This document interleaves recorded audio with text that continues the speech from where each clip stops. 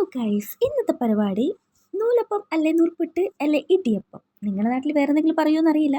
എങ്കിലും ഇന്നത്തെ പരിപാടി നൂൽപുട്ട് കൊണ്ടൊരു ചെറിയൊരു ഡിഷ്, തട്ടിക്കൂട്ട് ഫ്രൈഡ് റൈസ് എന്നൊക്കെ പറയും.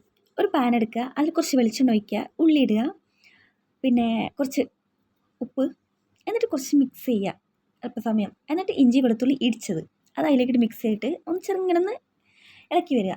അതിനുശേഷം പച്ചമുളക്,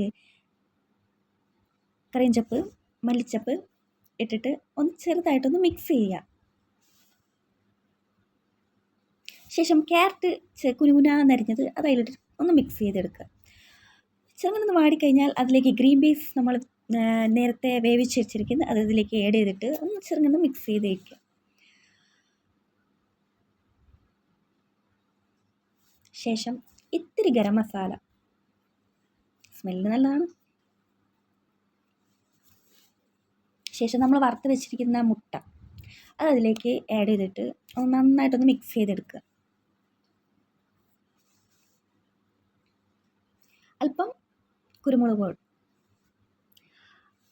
എന്നിട്ട് നന്നായിട്ടൊന്ന് മിക്സാക്കിയ ശേഷം അതിലൊന്ന് സോയാ സോസ് അല്പം ഒഴിച്ചിട്ട് ഒന്ന് നന്നായിട്ട് മിക്സ് ചെയ്തെടുക്കുക.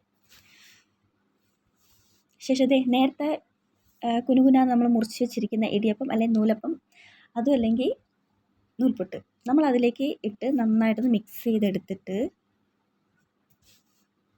അതിലേക്ക് കുറച്ച് റെഡ് കളറോ യെല്ലോ കളറോ ആയിട്ടുള്ള കുറച്ച് കളർ ആഡ് ചെയ്യുന്നത് വേണമെങ്കിൽ മതി, ഇല്ലെങ്കിൽ വേണ്ട. ഞാൻ കുറച്ച് ആഡ് ചെയ്തിട്ടുണ്ട്. എന്നിട്ട് അത് അതിലേക്ക് ഒഴിച്ചിട്ട് നന്നായിട്ടൊന്ന് മിക്സ് ചെയ്തിട്ട് ശേഷം നമുക്കത് കുറച്ച് സമയത്തേക്കൊന്ന് അടച്ച് വെച്ച് കണ്ടോ, ഏകദേശം ഒരു കളറും കാര്യങ്ങളൊക്കെ സെറ്റായി വന്നിരിക്കുന്നത്. നന്നായിട്ടൊന്ന് മിക്സ് ചെയ്തെടുക്കുക.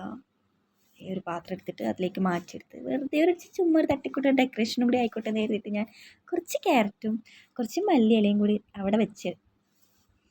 സംഭവം കുഴപ്പമില്ല കേട്ടോ, ടേസ്റ്റൊക്കെ തന്നെയാണ്. ഇതിൽ വേണം നിങ്ങൾക്ക് മുട്ടേനോടൊപ്പം ചിക്കനും കൂടി ആഡ് ചെയ്യാം. മുട്ടയോടൊപ്പം തന്നെ ചിക്കൻ വേവിച്ചത് അത് ജസ്റ്റ് ഒന്ന് മിക്സിലിട്ട് ക്രഷ് ചെയ്ത് ഇതിലും കൂടി ആഡ് ചെയ്ത് കഴിഞ്ഞാൽ ഇതിനേക്കാൾ കുറച്ചും കൂടി ബെറ്റർ ടേസ്റ്റ് ഉണ്ടാവും.